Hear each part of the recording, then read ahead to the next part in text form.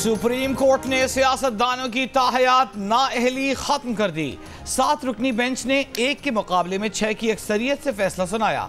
नवाज शरीफ और जहांगीर तरीन की ताहयात नाअहली खत्म हो गई। अदालत ने अपने फैसले में लिखा कि आर्टिकल 62(1)(f) के तहत अब सियासतदानों को ताहयात नाअहल नहीं किया जा सकेगा। आर्टिकल 62(1)(f) के तहत नाअहली का फैसला वापस लिया जाता है। सियासतदानों की नाअहली अब ताहयात नहीं होगी। इस केस में चीफ जस्टिस काजी फाइज ईसा की सरबराही में 7 रुकनी बेंच ने समाअत की। सुप्रीम कोर्ट ने आर्टिकल 62(1)(f) की तशरीह के केस में तमाम फरीकैन के दलाइल मुकम्मल होने पर 5 जनवरी को फैसला महफूज किया था।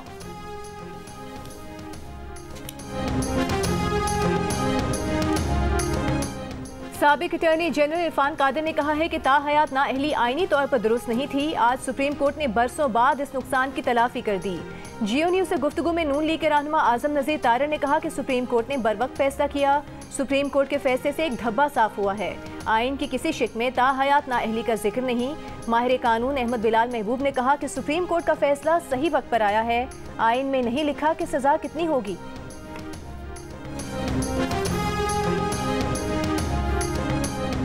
So just don't make allegations against a constitutional body unless you can back it up with proof.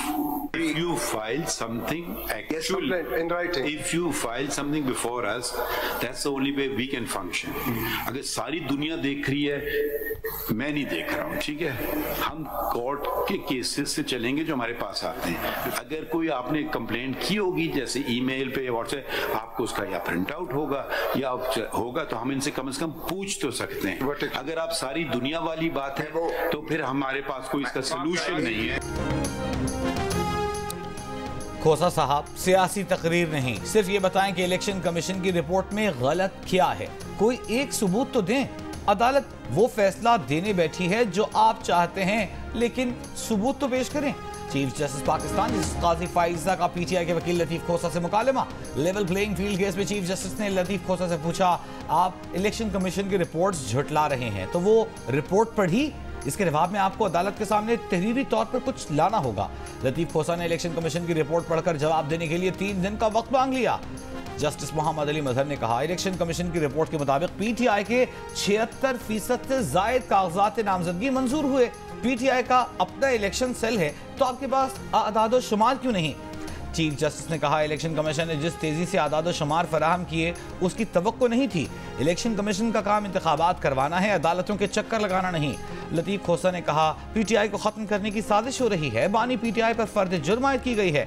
Chief justice ने कहा, अदालत के सामने बानी पीटीआई की कोई दरखास्त नहीं मौजूद। सबसे ज्यादा दरखास्तें पीटीआई की आ रही हैं और सुनी भी जा रही हैं, लेकिन अदालत के सामने कोई शिकायत आएगी तो सुनी जाएगी। लतीफ खोसा के बार बार बोलने पर चीफ जस्टिस पर हम कहा, आप हमें सवाल ही नहीं करने दे रहे, हमें पूछने से रोक देते हैं। इस तरह करें, अदालती हुक्म भी आप खुद ही लिखवा लें।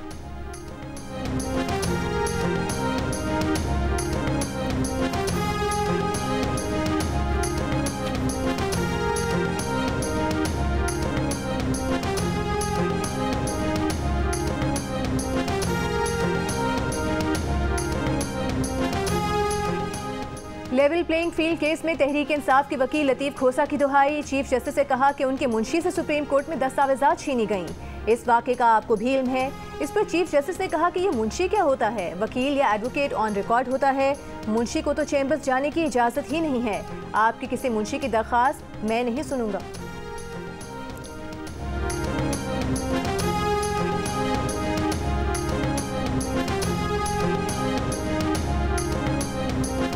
पीटीआई को बल्ले का इंतखाबी निशान वापस मिलेगा या नहीं? सुप्रीम कोर्ट 10 जनवरी को तहरीक इंसाफ की अपील सुनेगी। पीटीआई के वकील हामिद खान ने कहा, पेशावर हाई कोर्ट के फैसले के खिलाफ अपील आज ही समाअत के लिए मुकर्रर की जाए, जिस पर चीफ जस्टिस काजी फाइज ईसा ने कहा कि आज 9 रुकनी बेंच और एक खुसूसी बेंच पहले से मुकर्रर है। केस बुध 10 जनवरी को समाअत के लिए मुकर्रर कर रहे हैं। साबिक वजीर आजम जुल्फिकार भुट्टो की सजाए मौत के खिलाफ सदारती रेफरेंस पर सुप्रीम कोर्ट में समाअत। जुल्फिकार अली भुट्टो के पोते जुल्फिकार जूनियर और फातिमा भुट्टो भी फरीक बन गए। अदालती मुआवन मखदूम अली खान ने कहा कि मखसूस बेंच की जल्दबाजी से इंसाफ का कत्ल हुआ। अगर अदालत समझती है भुट्टो केस में इंसाफ का कत्ल हुआ तो उसका असर-ए-नौ जायजा लिया जाए। जुल्फिकार अली भुट्टो को 4-3 के तनासुब से फांसी की सजा दी गई। बाद में एक जज ने इंटरव्यू में कहा कि मैंने दबाव में फैसला दिया। जस्टिस रिटायर्ड नसीम हसन शाह का जियो न्यूज़ को 2003 में दिया गया इंटरव्यू भी अदालत में चलाया गया। जस्टिस मंसूर ने कहा कि अगर आज सदारती रेफरेंस पर असर-ए-नौ जायजा लिया तो कल को कोई सदर भी रेफरेंस भेज देगा। ये उसूल तय हो गया तो फैसलों की आईनी हैसियत क्या रहेगी। चीफ जस्टिस काजी फाइज ईसा ने कहा कि कल कोई सेशन जज जुल्फिकार भुट्टो केस के फैसले के तहत ट्रायल कर दे, फिर क्या होगा। मातहत अदलिया सुप्रीम कोर्ट के फैसले की पाबंद है। जस्टिस मुसर्रत हिलाली ने कहा कि हमें तारीख दुरुस्त करने की जरूरत है। ये स्याह दाग सिर्फ एक खानदान पर नहीं, कुछ इदारों पर भी हैं। केस की समाअत इंतखाबात के बाद फरवरी के तीसरे हफ्ते तक मुलतवी।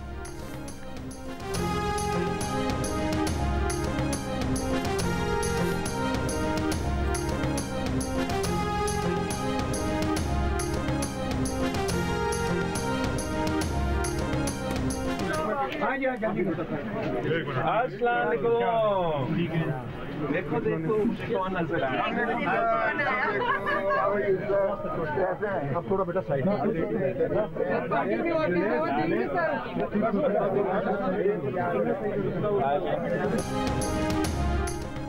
देखो देखो कौन नजर आया। साबिक पार्टी रहनुमा लतीफ खोसा को सुप्रीम कोर्ट में सामने देकर बिलावल भुट्टो का नारा। लतीफ खोसा से बगलगीर हुए, हाथ मिलाया, हाल अहवाल पूछा। लतीफ खोसा हाल ही में पीपल्स पार्टी से अलग होकर तहरीक इंसाफ में शामिल हुए हैं।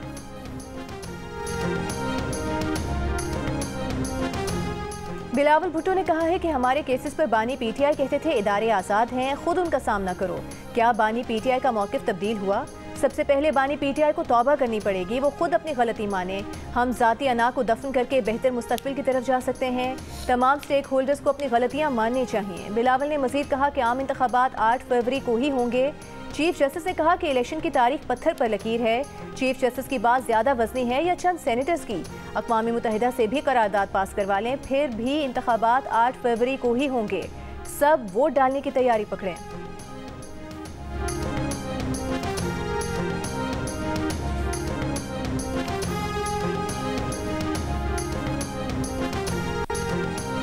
पाकिस्तान में तैनात बरतानवी हाई कमिश्नर जेन बेरी एटकी ने कहा है कि पाकिस्तान के मुस्तकबिल के लिए 8 फरवरी के इंतखाबात नागुज़ीर हैं। इन दिनों कराची, लाहौर और इस्लामाबाद में तमाम सियासी जमातों से मुलाकातें हो रही हैं। पाकिस्तान के लिए बुनियादी मुआशी इस्लाहात का तसलसल ज़रूरी है।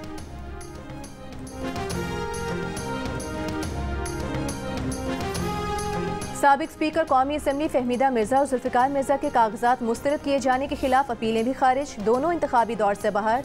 इलेक्शन ट्राइब्यूनल ने रिटर्निंग अफसर का कागजात मुस्तरद करने का फैसला बरकरार रखा। NA 242 कराची से शहबाज शरीफ के कागजात नामजदगी मंजूर किए जाने के खिलाफ अपील खारिज। रिटर्निंग अफसर का फैसला बरकरार। इलेक्शन ट्राइब्यूनल ने चौधरी परवेज इलाही के कागजात नामजदगी मुस्तरद होने के खिलाफ अपील पर फैसला महफूज कर लिया। DI खान से PTI उम्मीदवार अली अमीन खान गंडापुर की अपील मंजूर। इलेक्शन लड़ने की इजाज़त दे दी गई। NA 122 लाहौर से बानी PTI के कागजात नामजदगी मुस्तरद करने के खिलाफ अपील पर समाअत आज फिर होगी। NA 119 लाहौर से मरीम नवाज के कागजात की मंजूरी के खिलाफ अपील भी आज सुनी जाएगी।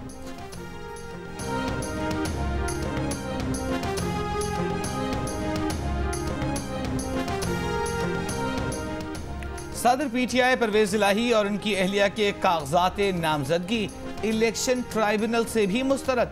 रिटर्निंग ऑफिसर का फैसला बरकरार। दोनों पर अससाजात छुपाने, अहलिया की गैर मुल्की दौरे जाहिर न करने, गोशवारों और मुख्तलिफ कंपनीज में शेयर्स जाहिर न करने का एतराज़ साबित। परवेज इलाही और अहलिया ने NA 59 और PP 23 पर कागजात नामजदगी मुस्तरद होने के खिलाफ अपीलें दायर की थी। तहरीक इंसाफ के रहनुमा बैरिस्टर गौहर ने कहा है कि आज उन्हें बानी PTI से नहीं मिलने दिया गया। 2.5 घंटे इंतजार के बाद वापस भेज दिया गया। बताया गया कि कल या परसों मुलाकात करवा देंगे। मीडिया से गुफ्तगू में कहा कि बानी PTI से टिकट की वजह से मुलाकात ज़रूरी है। मुखालिफिन कान खोल कर सुन लें, कोई हल्का खाली नहीं मिलेगा। हम पुरुम्मीद हैं कि अदलिया कोई इकदाम करेगी। कल बानी PTI से मुलाकात की इजाज़त मिल जाएगी। दूसरी जानिब बैरिस्टर अली जफर ने कहा कि तहरीक इंसाफ आज या कल टिकट्स की तकसीम और नामजद उम्मीदवारों का ऐलान करेगी। ये फैसला और मंजूरी हो चुकी है कि कौन कहां इंतखाबात लड़ रहा है। वकला की बड़ी तादाद को टिकट्स दी जा रही हैं।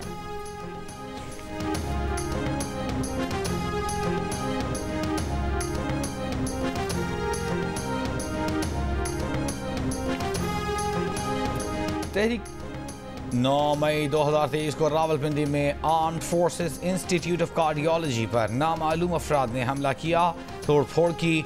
उस हमले की एक वीडियो पहली बार सामने आ गई। नामालूम अफराद अस्पताल के अंदर और अस्पताल के बाहर तोड़ फोड़ करते देखे जा सकते हैं।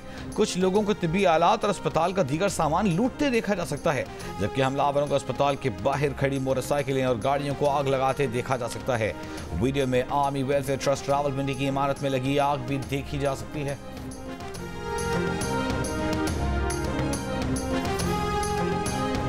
कराची के हल्का इन्हें 242 नून लीग को दिया जाए या नहीं। MQM पाकिस्तान ने हतमी मुशावरत के लिए इजलास तलब कर लिया। अहम फैसले मुतवक्के। इजलास में मुस्लिम लीग नून, JUI और GDA से सीट एडजस्टमेंट पर मुशावरत को हतमी शक्ल दी जाएगी। मुशावरत के बाद MQM की मुज़ाकराती कमेटी का मुस्लिम लीग नून से इजलास होगा।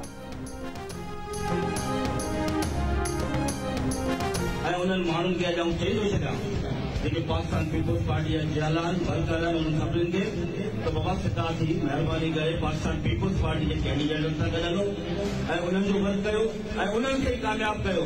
न त 8 फरवरी खां पोइ 9 फरवरी थींदी इहो ॿुधाए छॾियो पोइ उन्हनि सां जेको हिसाब थींदो तो दिलो संघर्ष सॼो ॾींहुं थींदो। सांगड़ में पीपुल्स पार्टी के सूबाई हल्के के उम्मीदवार अली हसन की कॉर्नर मीटिंग में जियालों को धमकी। कहा पार्टी उम्मीदवार को ही कामयाब करवाएं वरना उनके साथ हिसाब होगा। वर्कर्स और जियाले मेहरबानी करके सीधे हो जाएं। पार्टी उम्मीदवार के साथ चलें, नहीं तो 8 फरवरी के बाद 9 फरवरी भी आएगी, फिर उनके साथ जो हिसाब होगा वह पूरा सांगड़ देखेगा। अडियाला जेल में तोशा खाना और 190 मिलियन पाउंड रेफरेंसेस की समाअत। बानी PTI की अहलिया बुशरा बीबी की अदम मौजूदगी के बायस फर्द जुर्म आयद ना हो सकी। अदालत की आइंदा समाअत पर बुशरा बीबी की हाजिरी यकीनी बनाने की हिदायत। समाअत कल तक मुलतवी।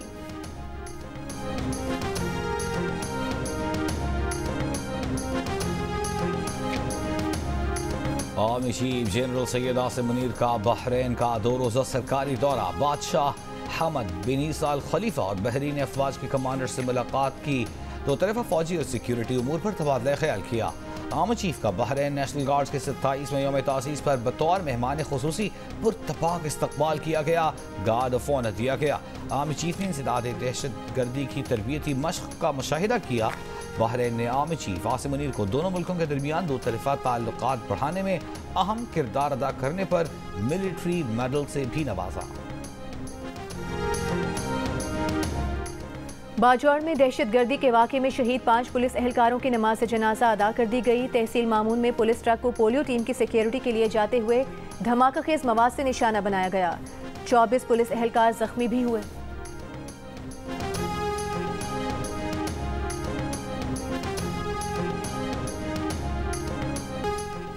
दुनिया के मुख्तलिफ मुल्कों में फैलने वाले कोरोना JN1 वेरिएंट के 4 केसेस पाकिस्तान में भी सामने आ गए। तर्जुमान वजारत सेहत का कहना है 4 अफराद में हल्की अलामात थीं, बगैर किसी पेचीदगी के सेहतयाब हो गए। निगरान वजीर सेहत का कहना है कि सूरत हाल की कड़ी निगरानी की जा रही है। इंटरनेशनल एयरपोर्ट्स और तमाम दाखिली और खारिजी रास्तों पर स्क्रीनिंग का मौसर निज़ाम मौजूद है। सर्दियों में कोविड या फ्लू जैसी बीमारियों के फैलाव से बचने के लिए मास्क, फासला और दीगर एहतियाती तदाबीर इख्तियार करें।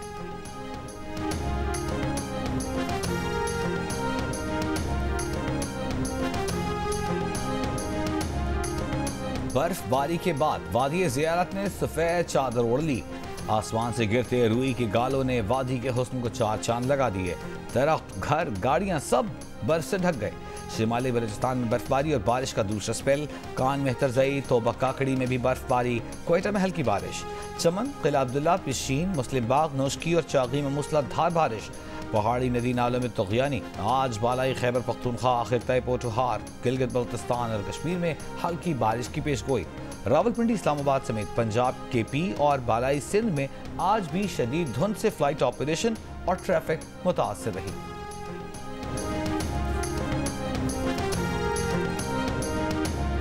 सुबह 11 बजे से गैस चली आती है, रात को 12 बजे आती है। टोटल सिलेंडर चला रहे हैं। शदीद लोड शेडिंग है, 2-2 दिन 4-4 दिन कोई अता पता नहीं है गैस का। गैस कभी कभार आता है पर बिल बराबर आता है, अल्लाह का शुक्र है। रात को आएगी 2 बजे, 4 बजे, 5 बजे चली आएगी, ऐसे ही होता है। बस दिन भर तो गैस नहीं होती। कंप्लेन करो तो कहते हैं आएगी नहीं, अभी तो ठंड है, ये है वो है।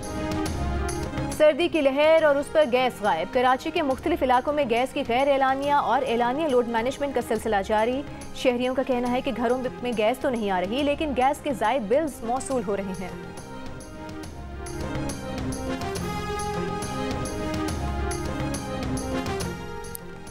और शदीद सर्दी के बायस अंदरून सिंध स्कूलों के औकात कार एक बार फिर तब्दील।